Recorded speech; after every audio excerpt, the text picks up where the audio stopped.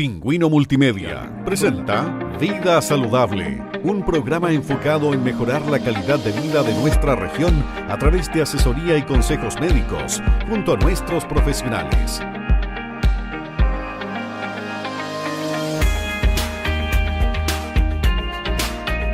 Conduce Cristian González.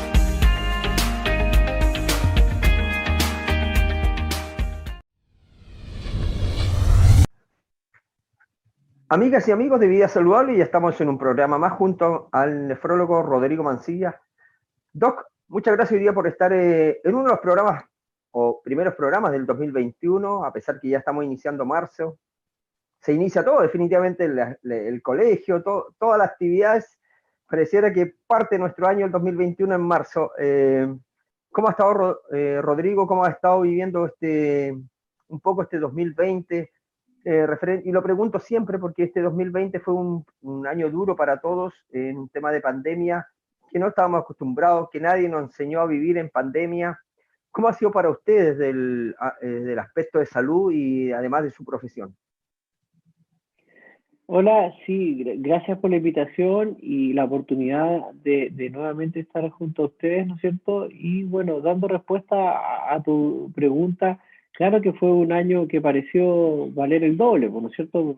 Pesaba el doble que un año normal en los aspectos laborales, en los aspectos familiares, y aprovechando la instancia para dar, ¿no es cierto?, las condolencias a todas las familias de Magallanes, especialmente, y del país que perdieron un ser querido en el contexto de esta pandemia, ¿no es cierto? Así O es. que tienen todavía gente con muchas secuelas o aún hospitalizadas o incluso fuera de la región, como han sido algunas necesidades de llevarse a cabo traslados de pacientes fuera de la región por falta de camas. En definitiva, fue un año muy duro, perdimos bastantes pacientes queridos por nosotros, ¿no es cierto?, en las unidades donde uno trabaja, y también obviamente como persona no médico, digamos, como persona, uno ve también influenciado en esto, yo por lo personal, por ejemplo, no he visto a mis padres en un año, solamente nos comunicamos por videollamada, ha sido todo muy, muy difícil, y hemos tratado de mantener la atención clínica, digamos, lo mejor que se pueda, y como conversábamos recién antes de empezar, tratando de que no quede solamente todo en COVID, también tratando de darle cobertura a las otras enfermedades crónicas que no nos dejan de azotar a nuestra población. Claro que sí. Doctor, queremos agradecerle que usted día acompañando nuestro programa Vida Saludable, como siempre lo digo, un programa que lo tratamos de hacer entre todos para la comunidad.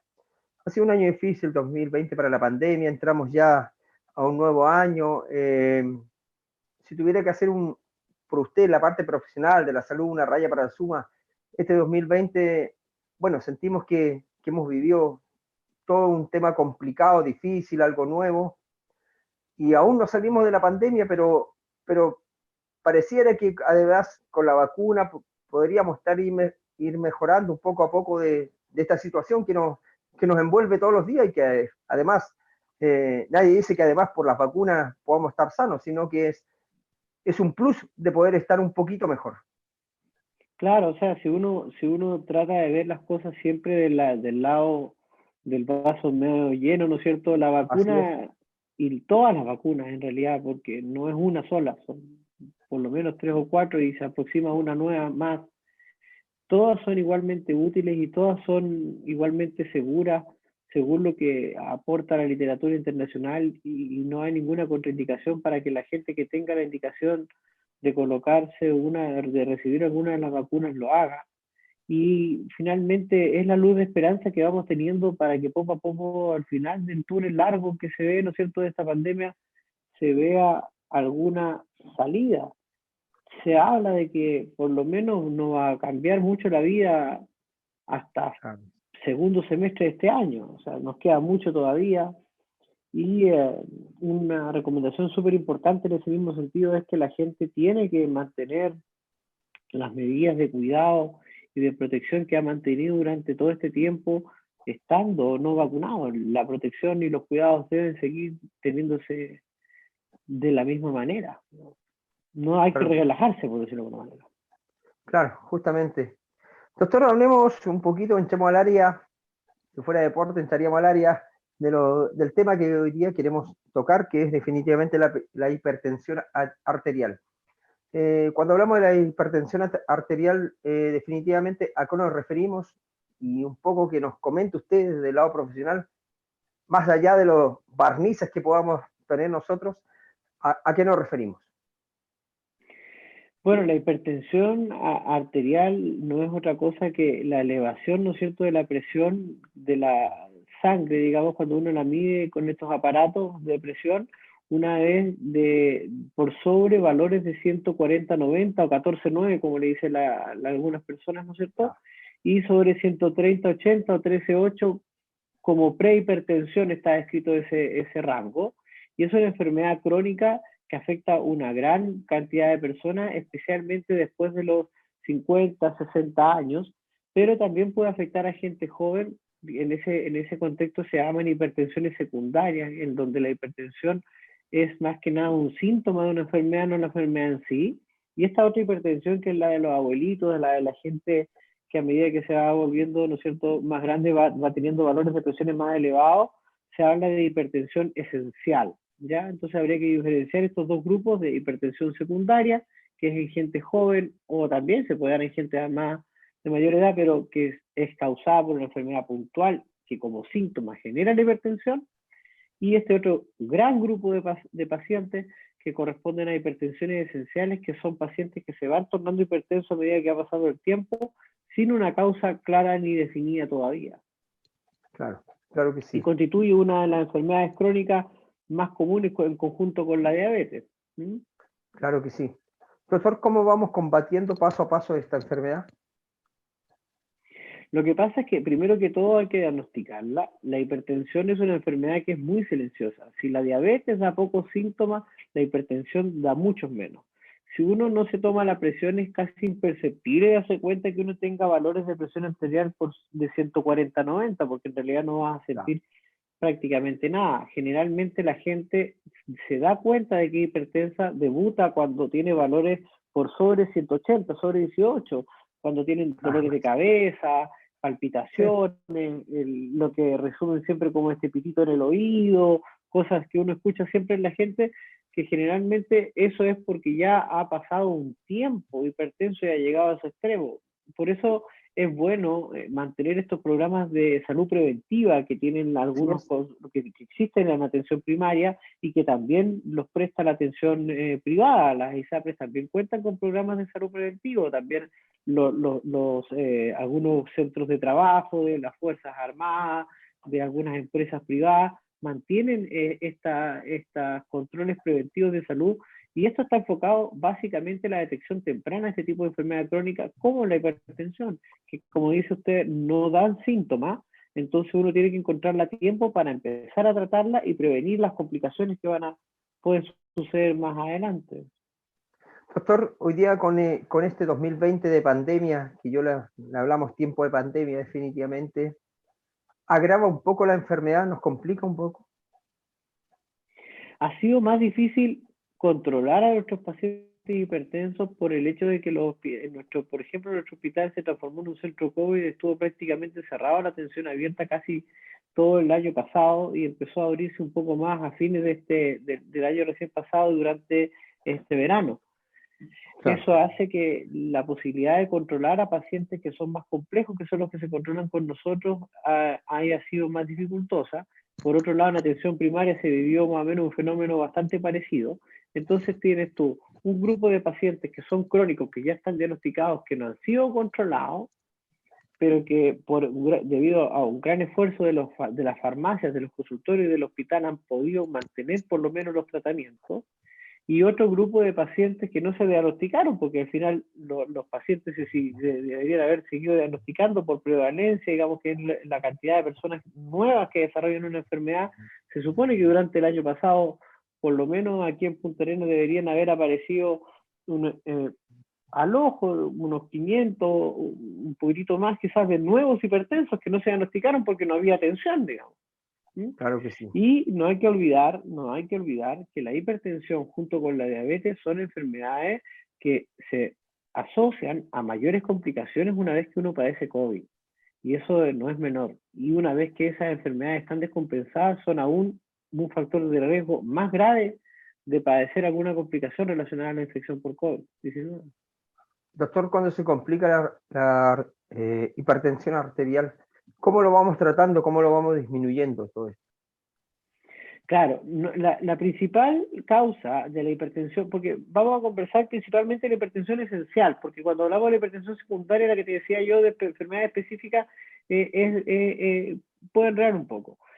La hipertensión esencial, la que tiene la mayoría de la gente, el principal tratamiento es la dieta baja en sal. Lo que se sabe es que el aumento de la ingesta de sal como costumbre, la habitualidad de la ingesta de nosotros, digamos, del día a día, va haciendo que cada vez se requieran niveles de presión más altos para eliminar la sal a través de la orina, por dar una explicación muy básica. Y a medida que va pasando el tiempo, las arterias se ponen más rígidas, los niveles de ingesta de sal se mantuvieron elevados, se va a establecer esta enfermedad llamada hipertensión arterial. ¿Qué va a generar esta hipertensión arterial? Un sobreesfuerzo del corazón por funcionar, con una patología que se llama hipertrofia ventricular del corazón, se engruesa, engorda, y eso con el tiempo puede generar enfermedades como la insuficiencia cardíaca y asociarse también a cardiopatías coronarias. Perfecto. Y en el caso del riñón, aumentar el riesgo de padecer lo que conversamos la vez anterior de la insuficiencia renal crónica, y en el caso de extremo de cifras tensionales muy elevadas mantenidas por mucho tiempo o hipertensiones mal controladas, los que se llaman accidentes vasculares, derrames que le dice la mayoría de la gente, ¿no es cierto? Que ahora les dicen ACV, ¿no es cierto? Y la gente ya entiende lo que es un ACV. Claro. No saben a veces lo que es la sigla, pero dices tú un ACV. ACV. Un accidente Claro. cerebrovascular, eso es lo que significa ACV. Entonces son los órganos blancos que le llamamos nosotros donde se genera el daño. Tenemos entonces el corazón, los riñones, el cerebro y la retina, que son los principales órganos que se dañan con las cifras tensionales elevadas. Y esas cifras tensionales elevadas se pueden manejar principalmente disminuyendo factores de riesgo de presentar hipertensión, como son el sedentarismo, la obesidad, el consumo de sal, porque siempre uno tiene que priorizar el tratamiento no médico, el cambio de estilo de vida, porque a veces uno tiende, y no solamente en la hipertensión, sino que en muchas enfermedades, entregarle demasiada, por decir, responsabilidad a los fármacos, como que la pastillita es lo que yo necesito y con eso ya estoy listo y no necesito hacer nada más en mi vida. Estamos yo al otro lado. sigo carreteando, sigo fumando, sigo comiendo igual, total, me tomo mi enalapril de la mañana y con eso estoy impecable. Y no es así. A veces el puro enalapril, a veces el puro diurético, el puro medicamento no da abasto. Necesita que nosotros le cooperemos. Y esa cooperación implica cambios en el estilo de vida. ¿Mm? Claro que sí. Este ritmo que dice usted, ¿no es cierto? Que porque es muy silencioso, ¿en qué momento nos pasa la cuenta? Es bastante relativo, porque depende de los años de hipertensión, más que la severidad de las cifras. Si tú tienes una exposición más de 10 años, más de 15 años a unas cifras de valores de presión arterial muy altas, sobre todo hablando sobre 160 presiones sistólicas, van a empezar a aparecer estas complicaciones que acabamos de conversar. Demora, es lento, pero como yo les explico a mis pacientitos de repente, como esto no duele, no pica, no molesta, la gente no consulta. Consultan de repente porque alguien por ahí le tomó la presión y le encontró la cosa alta, o esta cosa que te decía yo de los elementos preventivos. Y lamentablemente todavía encontramos pacientes que debutan con alguna de las complicaciones que acabamos de conversar y por primera vez se dan cuenta de que eran hipertensos cuando llegan con alguna complicación, digamos, un accidente vascular, como conversamos recién. Ahí recién nos preocupamos. Exacto, claro, porque antes, como te digo yo, le dicen que es hipertenso, te lo digo porque lo vi hoy día mismo en la consulta, algunos pacientes por ahí, llegan, le dijeron, ¿sabes qué, Juanito? Eres hipertenso, tienes que tomarte esta pastilla y seguir controles cada 3 meses, después cada 6 meses.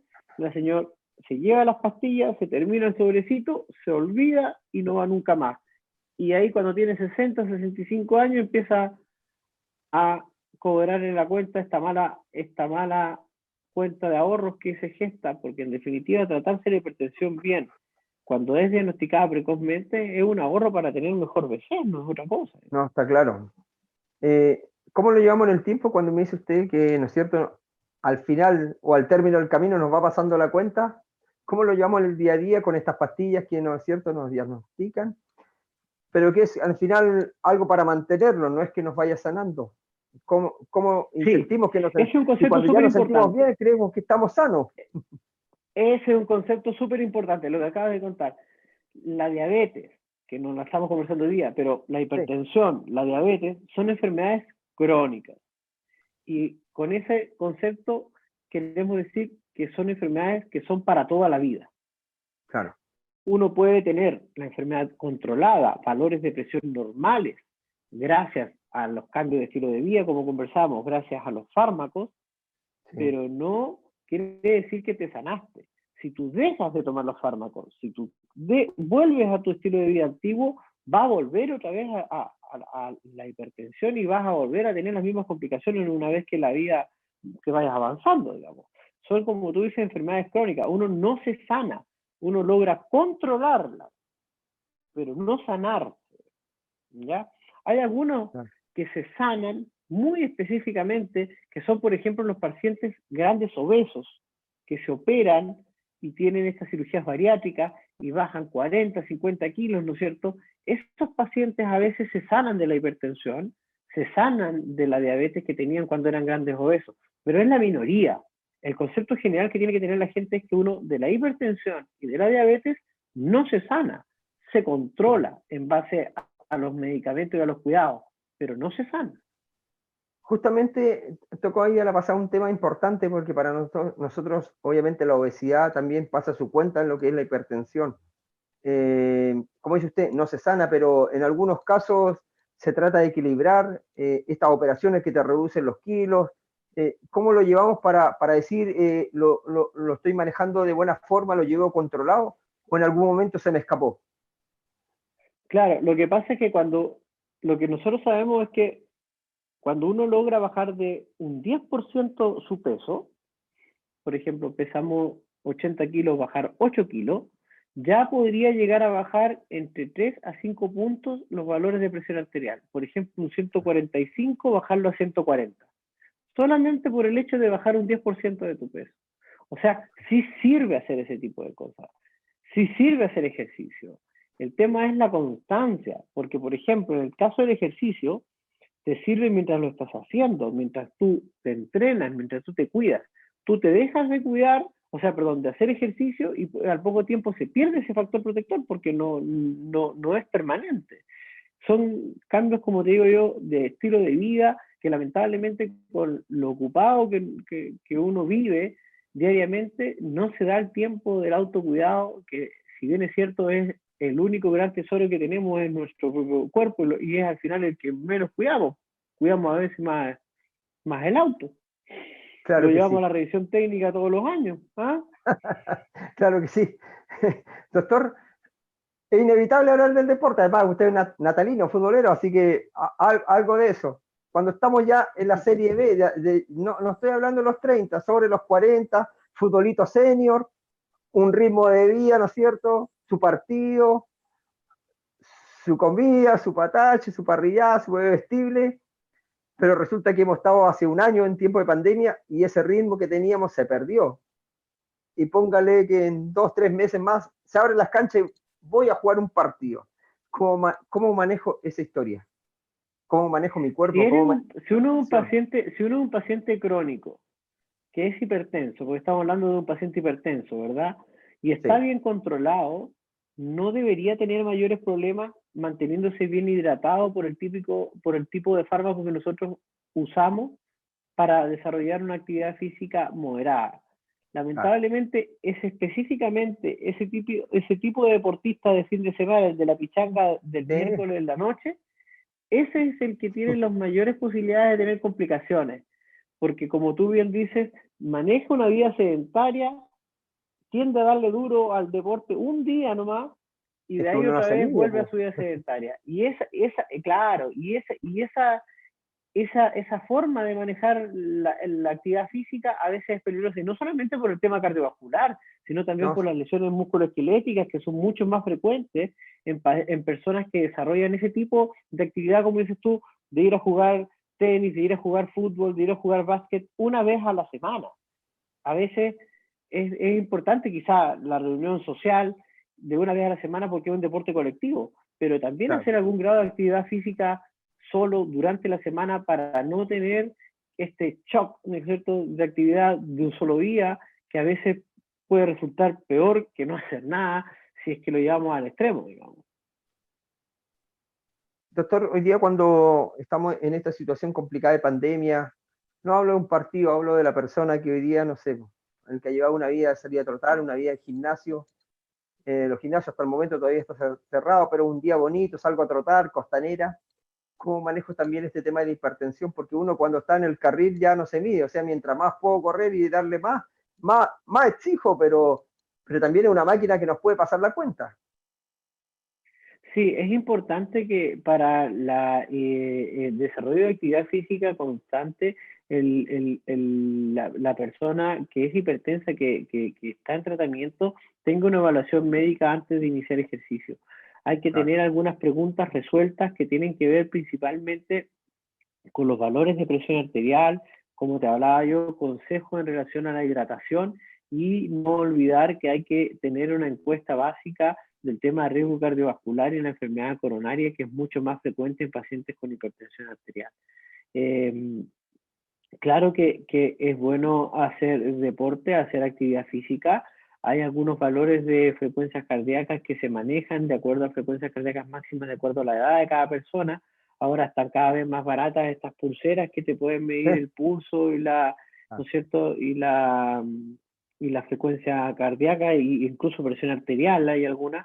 Entonces, hay varios elementos que pueden hacer de la actividad física algo seguro y responsable. Yo no estoy diciendo que los hipertensos no hagan actividad física. Lo que yo digo es que tiene que ser responsable y con consulta médica previa para que sea segura. Segura. Doctor, cuando hablamos de la hipertensión arterial fisiopatología, ¿a qué nos referimos? Es que la fisiopatología de la hipertensión arterial es lo que yo te hacía el comentario inicialmente. La fisiopatología en sí es una palabra que lo que busca es la explicación de por qué se genera un fenómeno biológico en el cuerpo humano. Y fisiopatológicamente, la hipertensión arterial esencial, que era la que yo te comentaba, se produce por estos valores de seteo de presión arterial que se van generando en relación a los consumos de mayor sal, de sobrepeso, de tabaquismo, y no olvidar ahora último, porque antes uno hablaba solamente del café, el uso de bebidas energéticas. Qué bueno, el uso de bebidas energéticas puede transformar de una condición de prehipertensión a alguien que podía haber generado una hipertensión más allá cercano a los 50, 60 años, detonarla antes por el abuso de este tipo de bebidas que tienen cafeína a dosis muy altas. Doctor, qué bueno que tomó el tema de la bebida energética, que para nosotros ya la sal siempre ha sido un problema, el café nos complica. Y aparece esta bebida energética, digamos, en el último tiempo, para los que llevamos, no sé, para los ochenteros, noventeros, esta bebida energética que nos va a arreglar el mundo después que voy a trotar, que hago ejercicio físico, pero ¿qué tan perjudicial puede ser también? La cafeína de las bebidas energéticas es la que uno le tiene que tener cuidado en el contexto de los pacientes hipertensos, en el contexto de que puede manejar cifras de presión arterial elevada, y nos pasa que nosotros mismos nos olvidamos de preguntar por el consumo, y resulta que estamos con un paciente que le damos una pastilla, le damos otra pastilla, le preguntamos si se las toma, y no baja la presión, y de repente un día X uno le dice, oye, ¿y usted cómo está la cosa del consumo de algunos productos, etcétera, etcétera? Y dice, no, yo en la oficina fácilmente me tomo 2 latas de la bebida del Toro, ¿no es cierto?, en la mañana, ¿no? Y por ahí va un poco la cosa de repente. Entonces, en realidad, hay que tener ojo en que cuando uno va al doctor, tiene que informarse bien también de cuáles son las cosas que uno no puede usar. No pueden usar tampoco antigripales. Mira la cosa que te estoy diciendo, antigripales. Los antigripales Algunos de ellos contienen principalmente 3 fármacos, que son paracetamol, un antihistamínico que es la clorfenamina, y alguno que es para secar un poquitito, ¿no es cierto?, la secreción nasal que es tan odiosa cuando uno se resfría, que es la pseudoefedrina, ¿ya? Entonces, los fármacos que contienen pseudoefedrina, que son antigripales, de marcas muy conocidas, pueden generar crisis hipertensiva en personas hipertensas, si no hacen el comentario al farmacéutico cuando están en el mesón: quiero algo para el resfrío, pero soy hipertenso. Así que para que uno tenga, el farmacéutico tenga la precaución de ofrecerle algún fármaco que no cuente con este aditivo, porque puede causar crisis hipertensiva también. Claro que sí. Doctor, hoy día estamos hablando de mucho teletrabajo en casa, a veces nos juega a favor, en contra, la comodidad o no, pero el cafecito siempre está a mano, me siento cansado, me despierto con el cafecito y todo eso. ¿Cuánto nos puede pasar la cuenta un cafecito o varios cafecitos? Sí, claro, a eso iba. 2 o 3 cafés en el día no deberían ser más que eso lo que uno no debería consumir. Lo que sí ahora cada vez es más fácil encontrar café descafeinado, que no tienen ese gusto malo que tenían antes, ¿no es cierto? De verdad, claro, claro. que no eran muy ricos, pero yo estoy seguro que ahora yo te puedo dar uno de los cafés descafeinados, y si no te digo que no es de esas características, no te das ni cuenta. Entonces, claro, es bueno priorizar ese tipo de consumo en los pacientes que son hipertensos. Y aprovechando el mismo contexto y lo local del programa, el mate también sube la presión. Porque el mate tiene cafeína, claro. Y es una pregunta clásica de la gente: no, yo no tomo café, tomo mate. Claro, pero toman harto mate. Justamente, ¿no? Porque yo privilegio el mate por algo más saludable, pero también, por otro lado, te pasa la cuenta. Exacto, y el té también tiene algún grado de cafeína. Entonces, ¿sí? En definitiva, el exceso de este tipo de bebida también puede aumentar un poquitito la presión, pero sigue siendo, y no hay que perder el norte, el consumo de sal, el sobrepeso, el tabaquismo y el sedentarismo los principales enemigos. O sea, no vamos a decir que vaya a dejar el mate y vas a seguir sin mover el cuerpo en hacer ejercicio, digamos. No nos vayamos por ese lado. Lo que yo le estoy diciendo es que siempre hay que darle prioridad a cuidar a las cosas que de verdad son muy severas, como el sobrepeso, insisto, el sedentarismo, el tabaquismo, y tomar los remedios que están recomendados. Doctor, ¿la hipertensión arterial se divide? ¿Hay alternativas? ¿Se divide en 2 formas, en 3 formas? Sí, eso es lo que yo le hacía referencia, en que hablamos de hipertensión esencial cuando hablamos de esta hipertensión de los adultos mayores y de la gente mayor, y de esta hipertensión secundaria que puede ser endocrina, de causa de alguna hormona, de alguna enfermedad. Y esa secundaria tiene tratamiento curativo. Eso sí se podría sanar.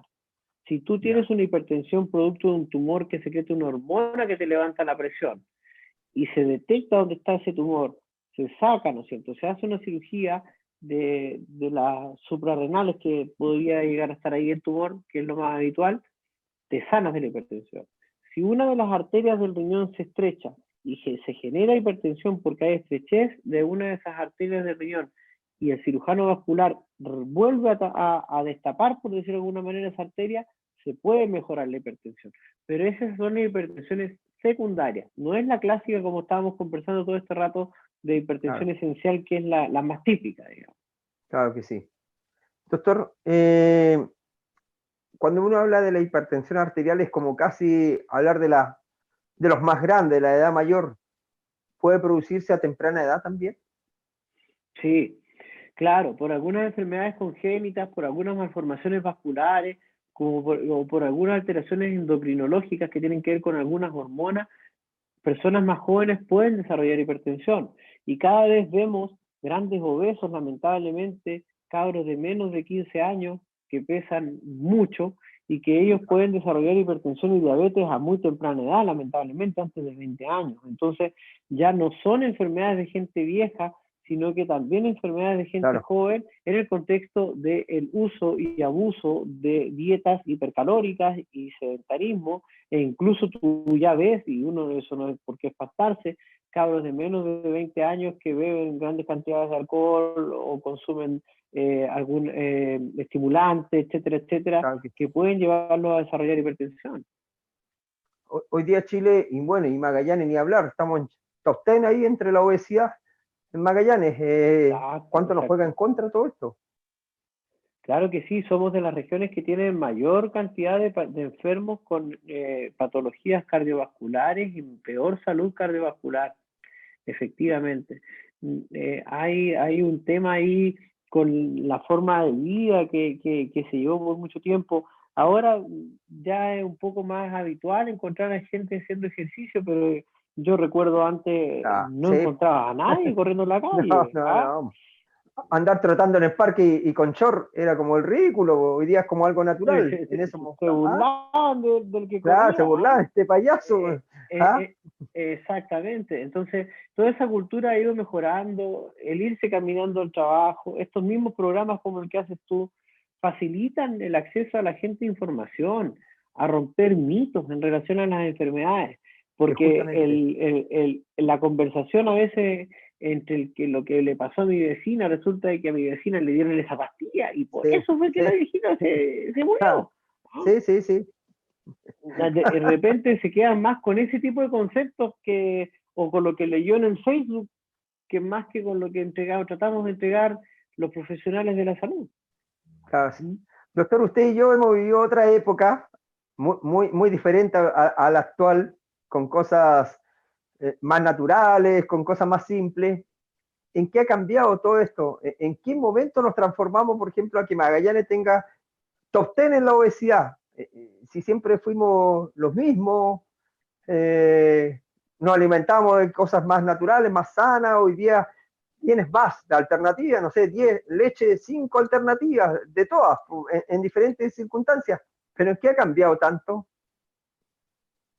Yo creo que la modernización de la civilización en sí ha llevado al aumento del sedentarismo, al aumento del consumo, como lo acabas de decir tú, de alimentos procesados, que si bien es cierto, esta variación, el hecho de que exista variabilidad, variaciones de marcas, de exposiciones de algunos productos, no necesariamente garantizan que sean más sanos. Uno ve que países más desarrollados, que lo llevan ventaja en la misma conversación que tú tienes, hablan de que, por ejemplo, los americanos van a tener durante la generación actual, por primera vez desde hace por lo menos 80 años, los hijos van a vivir menos que sus padres. Porque la tendencia en el desarrollo de los países es que a medida que va pasando el tiempo y mejoran las condiciones socioculturales y de salud, tú vas a vivir más que tu papá. O sea, por darte un ejemplo, mi bisabuelo se murió a los 60, mi abuelo se murió a los 80, mi papá va a vivir, si Dios quiere, 80, 90 años, y yo debía andar por ahí, ¿no es cierto? Pero porque va mejorando la calidad de vida, mejorando la calidad de salud, etcétera, etcétera. Pero en países como Estados Unidos, por ejemplo, se está viendo que quizás lo más probable es que las nuevas generaciones nuevamente empiecen a fallecer antes, en edades más tempranas que sus papás, producto de lo que tú me dices, de empeoramiento en la calidad de vida, como que tocamos techo en lo bueno y empezamos a caer de nuevo, y empezamos a caer en el contexto de este exceso de carbohidratos, de comidas elaboradas, no caseras, como decía uno, y el hecho de que se pierde demasiado con el sedentarismo. O sea, ya si no fuera ahora, el clima acompaña un poco más, pero cada vez ves menos niños andando en bicicleta, más chicos jugando con las tablets en la casa, desde chicos, y aparte la cosa distinta. Claro que sí.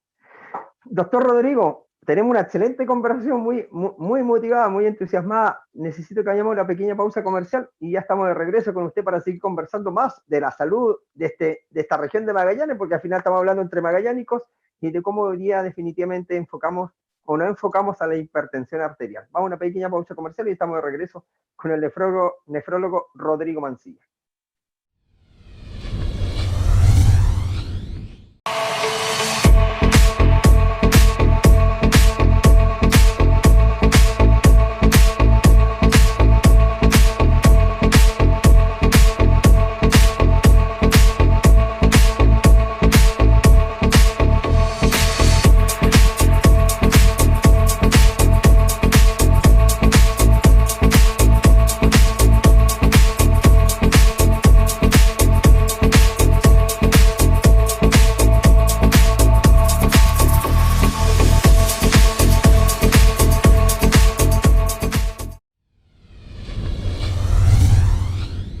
Amigos míos, ya estamos de regreso haciendo Vida Saludable. Estamos con el nefrólogo Rodrigo Mancilla.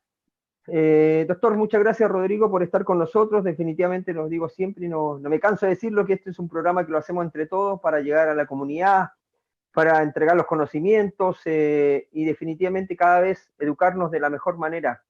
Estamos hablando hoy día de la hipertensión arterial y que produce muchas consecuencias. Doctor, usted cuando evalúa hoy día y nos pasa porque los chilenos somos así, vamos al médico cuando nos sentimos mal, nos dan el tratamiento, nos tomamos un par de pastillas, nos sentimos mejor y ya dejamos todo de lado. Todo lo que usted dijo de 1 a 10, hicimos 4.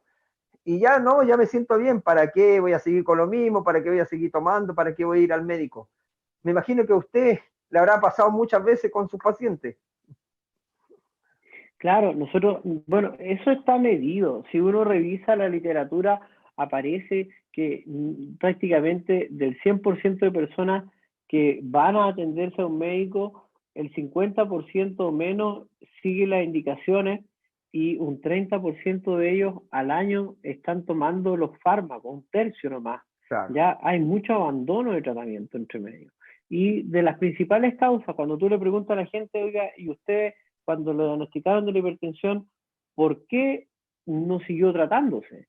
La primera que te dicen, la mayoría de las veces, es: a mí nadie me dijo que yo tenía que seguir tomando esto siempre. Te dice, sí. Yo tomé el sobrecito que me dieron ese día y ahí quedé. La otra es que, como dices tú, ya me sentía bien, ya se me pasó todo y dejé de tomar. Ese es un clásico, ese es un clásico. ¿No es cierto? ¿Ah? Claro. Sí. Entonces, a veces también es responsabilidad nuestra como médicos entregar bien la información en el preciso y escaso tiempo a veces que tenemos para atender a los pacientes, explicar bien por qué. A mí me gusta que la gente cuando salga de donde la estoy evaluando se vaya con los conceptos claros, que entienda por qué se toma el fármaco. No solamente que se vaya con la receta en la mano, se tome la pastilla porque yo lo dije, sino que entienda para qué es. Cuando uno hace las cosas sabiendo por qué es importante que las lleve a cabo, eso genera mayor cumplimiento y mayor compromiso con el tratamiento. Si uno solamente entrega la pastilla y ni explica para qué es, ni da mayores razones, es mucho más fácil que la persona se desmotive también. La otra causa, bueno, y la que se ha dado más en este último tiempo por las razones epidemiológicas que ya hemos conversado hartas veces, es que no hay horas, te dice, no hay horas, entonces yo no hice nada más. Y yo le hago la pregunta, ¿y usted fue con su cajita a la farmacia X de ahí de la esquina, de las 4 que hay en las 4 esquinas? Y preguntó, que a veces hay esquinas que tienen 4 farmacias. Sí, no, está claro. Sí. Un amigo que una vez decía por ahí de que un país es más feliz cuando en una cuadra hay más bares que farmacias. Y te has dado cuenta que acá hay más farmacias que bares. No es tan malo. ¿Ah? Por eso te digo, cuando haya más bares que farmacias vamos a estar mejor. Claro. Y yo les digo, ¿tú fuiste y preguntaste cuánto costaba el remedito? Porque dice, se terminó, no había receta, no había consultorio, pero tú fuiste y preguntaste cuánto costaba. Yo sé, uno en el bolsillo de la gente no se puede meter, estamos súper claros en eso. Claro. Sí. Pero, ¿has hecho el ejercicio de preguntar cuánto cuesta el Enalapril? ¿Has hecho el ejercicio de preguntar cuánto cuesta la pastilla de losartán? 1.500 pesos, 2.000 pesos. Sí. ¿Y cuánto te costó ir a la peluquería? No te voy a preguntar. Yo no voy muy seguido, pero los otros que van, ¿cuánto les costará a ellos? No sé. ¿Y la cajetilla de cigarro? ¿Me entiendes tú? Entonces, ahí nadie se queja. Entonces, hay que educar, darle la importancia a los tratamientos, porque si tú le enseñas a la gente lo importante que es mantener esa constancia en el tiempo, mejora la adherencia inmediatamente. Y muchas veces ese paciente que es derivado incluso por otros colegas, porque llegan a los especialistas en hipertensión, que somos, ¿no es cierto?, los nefrólogos, porque no le pueden bajar la presión, la mayoría de las veces yo me siento a conversar con ellos, le pregunto cómo se toman las pastillas, si se cuidan o no de la sal, si toman o no café, si toman o no bebida energética, y conversando solucionamos mucho más su problema que con más remotos. Ahí está el tema, claro. Que a veces, como dice usted, un tema de costumbre, porque tú le recetaste a esta persona que la pastilla se la tenía que tomar a las 8 de la mañana, pues se quedó dormido, y se acostumbró a tomarla a las 10, al mediodía, a las 3 de la tarde, y ahí se produce un desorden. Son hábitos, en definitiva. Los tratamientos de este tipo son hábitos, porque como son enfermedades crónicas, se tienen que tomar para toda la vida. Pero qué importante es eso, porque al final, en el fondo es como tomártela 1 o 2 veces al día, por decirte. Pero tú le dijiste a las 8 y a las 4 de la tarde, pero no se los toman a las 8, se los toman a las 11 y a las 7 de la tarde, a las 8 de la noche, y ahí me imagino que eso también produce un desorden, porque es algo que Sí, la ustedes lo programaron farmacodinamia, para cierta forma. no todos los fármacos están hechos para durar todo el día. No generan Claro, protección de la hipertensión durante todo el día. La mayoría de los fármacos que se entregan a nivel de atención pública requieren 2 dosis diarias. Y perfecto. casi siempre, como dices tú, es cada 12 horas. Claro. Ese cumplimiento de repente es importante también. Pero insisto, si tú entiendes por qué haces las cosas, es mucho más probable que las hagas a que si las haces solamente por cumplir nomás. Hablamos delante que no solamente podemos pensar en los más grandes, los más mayores, en la juventud también se puede dar este plus de la hipertensión. ¿En qué momento nos damos cuenta de ello? No sé, por decirle, porque al final la idea es esto, educar y llegar a toda la comunidad. Por decirte, si yo te hablo de 15 años, de un chico de 20 años, de 25, ¿cómo nos orientamos a ello? ¿Cómo sabemos que tiene hipertensión y cómo lo podemos manejar en esa etapa de edad? Sí, es difícil diagnosticar hipertensión en gente tan joven porque los Perfecto. chicos a esa edad no se toman la presión ni se hacen evaluaciones médicas. La mayoría de los controles sanos ya se terminaron a esa edad, ya no van al pediatra. Empieza la Sí. transición entre la pediatría y la medicina de adultos en un periodo de la adolescencia donde importa todo muy poco. Entonces, claro que es difícil. Yo no me atrevería a decir que es necesario hacerse un chequeo a esa edad para ver si es hipertenso, pero sí es bueno que, insisto, que cada cierto tiempo la gente se tome la presión arterial, tal como la preocupación que existe para que uno diga, seré diabético y cuando tiene la opción se toma una glicemia, pero no necesariamente la gente se toma la presión de repente por ahí cuando tiene la opción como un modo de screening, le decimos nosotros, como una búsqueda específicamente dirigida a diagnosticarla precozmente. La hipertensión en gente tan joven como la que señalas tú se da en específicamente la mayoría de los casos como hipertensión secundaria, repito, en el contexto de otro tipo de enfermedades. Y a veces, por esos otros síntomas que puede dar la enfermedad, llegamos a este conjunto de síntomas y ahí aparece la hipertensión.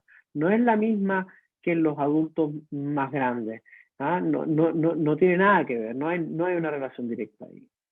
Claro que sí. Salvo, como te hacía el comentario, de los chicos que tienen un sobrepeso muy importante. Ahí se enferman como grandes. Esta hipertensión que de repente nos pasa la cuenta, o quizás a esa avanzada edad, lo más grande, ¿puede ser hereditaria también, doctor? Sí, es altamente hereditaria. Es muy probable que si tú tienes padre y madre hipertensos, desarrolles hipertensión esencial en algún momento de la vida. Eso sí es así. Familias tienden a ser hipertensos. Y hay grupos digamos, de poblaciones étnicas que tienden a tener las presiones más altas. Los afroamericanos, ¿no es cierto?, tienden a tener mayor hipertensión que los caucásicos y tienen peores resultados en relación a la hipertensión que los caucásicos. Eso es así, eso está medido y tienen peores resultados en las enfermedades cardiovasculares. Claro que sí. Doctor, cuando hoy día uno quisiera decir saliendo de la pandemia, pero definitivamente todavía estamos involucrados a un año, raya para la suma, ¿cómo nos cuidamos? ¿Cómo mantenemos este orden que nos ha hecho, no sé, encerrarnos en casa, tener poca movilidad, la gente que está acostumbrada a trotar, no lo puede hacer de la forma que lo hacía adelante? ¿Cómo ciertamente lo llevamos a cabo? ¿Cómo nos cuidamos dentro del rectángulo de casa? Cuando antes salíamos 5 veces, hoy día lo hacemos 2. Sí, claro. Lo que pasa es que uno tiene que mantener un equilibrio entre la cantidad de ingesta y la cantidad de ejercicio. Si uno antes tenía una vida más activa, podía permitirse, entre comillas, unos poco más de desorden en cuanto a la alimentación. Porque el sobrepeso no se va a generar de una manera mágica. El sobrepeso se genera porque tú consumes más de lo que gastas. Exactamente. No hay otra causa. Entonces, si tú vas a estar solamente en la casa y no te mueves para nada, no puedes estar comiendo la misma cantidad de alimentos que comías antes sin esperar que empieces a aumentar de peso. Y eso, a largo plazo, va a ir generando trastornos, aumentando los riesgos de padecer diabetes, de padecer hipertensión. Se genera una especie de memoria en el cuerpo, que el hecho de que tú subas mucho de peso y bajes después y vuelvas a subir, ese tipo de trastornos tampoco son muy sanos. Que sí. Doctor, a ver, lo llevo al rectángulo de juego como futbolista otra vez. Uno entre los 30 años entrena, juega, come, se divierte, todo, no le pasa nada. Hoy día en tiempo de pandemia, por decirle, entre un juego de 30, no sé si 30 lo mantengo bien, entre 35 y 55 años. Es un tema importante hoy día. Ahí, llegando al futbolito senior, juega lo mismo que hemos hablado hace rato. ¿Cómo me cuido de eso? ¿Cómo me evalúo? Porque uno dice, hace un año atrás, cuando la pandemia no hacía lo mismo, juego, me alimento, me bebestible y no me pasa nada. Pero estamos hablando de un año de pandemia donde si antes jugaba 50 partidos, hoy día juego 10, pues, ya no jugué, ya no lo jugué. O sea, me quedé en casa nomás, pues, ¿cachai? Lo poco que me pueda mover o lo que pueda caminar, pero como dice usted, el consumo de lo otro sigue siendo igual. Entonces, ¿cuándo paramos? Cuando nos pasa algo, porque el chileno así, hasta que me pase algo, ahí reaccionamos. Sí, es bueno mantener los controles, es bueno mantener esta medicina preventiva, que no es un concepto que esté muy integrado ni siquiera en nuestras propias autoridades de salud. Se prefiere gastar más en la parte final de la cadena, que es el hospital, la UCI, las camas, y gastar menos en la prevención, en la organización social, para que aumente la actividad física y las oportunidades de desarrollarla, que si bien es cierto, ese peso invertido acá en este lado de la prevención te rinde mucho más después cuando está a 350.000, 250.000 pesos el día de cama en una unidad de cuidado intensivo. Entonces, claro que sí. Es muy importante que uno mantenga la tendencia a cuidarse independiente del contexto en que estamos viviendo. No relajarse y decir, cuando esto pase, ahí yo me voy a empezar a hacer actividad física de nuevo, ahí voy a bajar de nuevo los kilitos, ahí voy a retroceder los hoyitos del cinturón que les tuve a arreglar durante se corrieron. este periodo, digamos, ¿me entiendes tú? El otro día veía por ahí que siempre un optimista, ese pantalón que te queda apretado lo dejas guardado porque siempre tienes la esperanza. Sí, no, está claro. Sí, pues. Ese que me quedaba grande ahora me queda bien. Ahora me queda estupendo, claro. Doc, obviamente usted sabe que a mí me involucra el área del deporte. ¿Qué piensa de usted y volvimos a lo mismo, la época que usted vivió, que hemos vivido juntos? La actividad física siempre ha sido importante, la clase de educación física siempre ha sido importante en el área escolar. Cuando se habla de cada vez quitar menos horas de educación física, ¿no es un problema para nosotros en el momento y para el futuro? Sí, es que en realidad, más que la educación física, esa actividad pequeña en el colegio y todo, es generar el hábito, y volvemos a lo mismo, es generar el concepto de que es útil mantenerse activo, de que es útil hacer ejercicio para lograr mantener una vida sana sin necesidad de llegar a los requerimientos de diagnóstico de las patologías que hemos conversado y a tener que tratarse con medicamentos, fármacos, etcétera, etcétera. Si uno mantiene una actividad física constante, si uno mantiene una vida saludable, es menos probable que requiera de fármacos, o sea, en definitiva, de que se enferme de hipertensión o de diabetes. Entonces, estos hábitos de vida saludable, claro que están, básicamente parten de temprana edad. Uno tiene que aprender a enseñar a los niños que son importantes los hábitos de vida saludable, el ejercicio, como dices tú, la actividad física, y también la dieta, y también los bajos consumos en sal, el no fumar, etcétera, etcétera, tiene que partir desde chico, porque en realidad, si tú no tienes unas raíces firmes en esos aspectos desde la infancia, es más probable de que si no ves buenos ejemplos, sigan los malos ejemplos y se reproduzcan. No es hacernos eso solo, el hecho de que tú ves familias enteras obesas, desde la abuela, la señora y hasta la guaguita. Entonces, es un tema que uno lo ve, digamos, no es una realidad que uno ve en el día a día y que lamentablemente llega a ser un tema cultural, no es otra cosa. Y ese tema cultural va de la mano de la educación en la casa y también de la educación en el colegio. Por eso, porque de lo que venden en el colegio. ¿Te acuerdas que ahora apareció esta cosa de los kioscos saludables? Sí, kioscos saludables.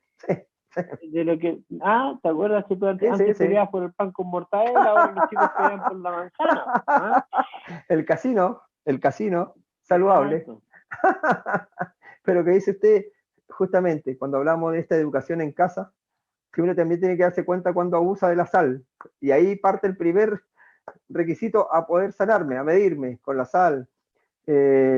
Cuando hacemos clic definitivamente en el consumo de todo lo que estamos viviendo y sabemos que nos puede pasar la cuenta. O sea, no hay mejor receta que partir diciendo, yo reconozco que hay algo que lo estoy haciendo mal. Exacto, es importante tomar en cuenta un sentido en relación al consumo de cloruro de sal, digamos, que es que todas las sales son igual de malas. Y eso lo conversamos la otra vez cuando conversamos de insuficiencia renal. Por más barata o por más cara que sea la sal, no es más sana, ¿ya? Y la medida básica, que ojalá me hiciese caso que te dije la otra vez, sacar el salero de la mesa es fundamental, fundamental.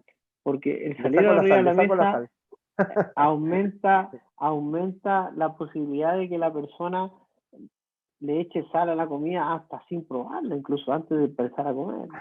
Los consumos de sal son muy excesivos. Exacto, es una costumbre. Antes de probar la sopita, antes de probarla, ya le estáis echando sal. Es fijo. Y sin saber cómo está. Claro que sí. Quiero agradecerle, pero antes que nos vayamos, raya para la suma, que definitivamente hoy día, ya primera semana de marzo, definitivamente nos oriente, nos acredite, nos recete qué podemos llevar o cómo podemos manejarlo para controlar de mejor manera esta hipertensión, aún todavía en tiempos de pandemia. Como les decía, yo la recomendación principal que hago es no dejar los fármacos. Si hay alguna discontinuidad en el tratamiento, acercarse a los consultorios, acercarse a los hospitales. Hay correos electrónicos, hay teléfonos publicados, yo no lo sé en este momento de memoria, pero están trabajando en la farmacia del hospital repartiendo los fármacos a domicilio. Hay de pocas, digamos, razones por las cuales abandonar totalmente los tratamientos. Ya se están abriendo nuevamente las atenciones presenciales en el hospital, en algunos consultorios. Entonces es bueno retomar. Todavía está a tiempo la persona que abandonó el tratamiento en marzo del 2020, ¿no es cierto? Ahora en marzo del 2021 retomarlo, porque como partiste hablando tú, a veces parece que el año no partiera en enero, sino que parte como en marzo. Sí. Yo creo que es importante fundamentalmente eso. A veces el control con nosotros puede esperar, pero no así el abandonar el tratamiento, el dejar de tomar las pastillas. Eso es fundamental. Y el otro mensaje es, que también lo conversamos durante esta entrevista, era el hecho de que uno no solamente depende de la pastilla para tratar la hipertensión, sino que también depende de lo que uno cambie en su estilo de vida, en el consumo de algunas cosas, como lo hemos conversado varias veces hoy día, y en la actividad física y en el sobrepeso. Si uno solamente se entrega a tomar el medicamento y no hace ningún cambio, no va a tener buenos resultados. Claro que sí. Doctor, quiero agradecerle hoy día que hayamos estado compartiendo un programa completo con usted, con nuestro nefrólogo Rodrigo Mancilla. Agradecerle porque definitivamente es un programa que lo hacemos entre todos, nos ayuda a educar, ayuda a abrir los ojitos de repente en algunas circunstancias, en algunas situaciones que definitivamente nosotros las creemos cotidianas, pero tiene todo su responsabilidad, todo su valor, y además, ojalá no quisiéramos hablar nunca que nos pase la cuenta. Así que quiero agradecerle que hoy día estamos, doctor, haya estado con nosotros y compartiendo este programa más de Vida Saludable. Ya, pues, gracias por invitarme y un gusto ayudar a difundir la mejor condición de salud que se le pueda entregar a la gente en la región. Así es, doctor. Esperamos que el próximo programa que estemos conversando vayamos mejor en la estadística y en todo. Vayamos avanzando. Eso, ojalá, pues. Ojalá. Esa es la idea. Sí. Gracias, doctor. Sí, pues. Cuídense mucho y gracias hoy día por estar una vez más con nosotros en Vida Saludable. Bien, pues cuídese usted también y saludos a todos. Adiós. Gracias a usted, gracias a usted. Justamente hoy día en nuestro programa cerramos un programa más de Vida Saludable en nuestro inicio ya del mes de marzo con el nefrólogo Rodrigo Mancilla. Nos esperamos ver en 7 días más con más programas de Vida Saludable. Gracias. Chao, chao. A cuidarse mucho. Chao, chao. Pingüino Multimedia presentó Vida Saludable, un programa enfocado en mejorar la calidad de vida de nuestra región a través de asesoría y consejos médicos junto a nuestros profesionales.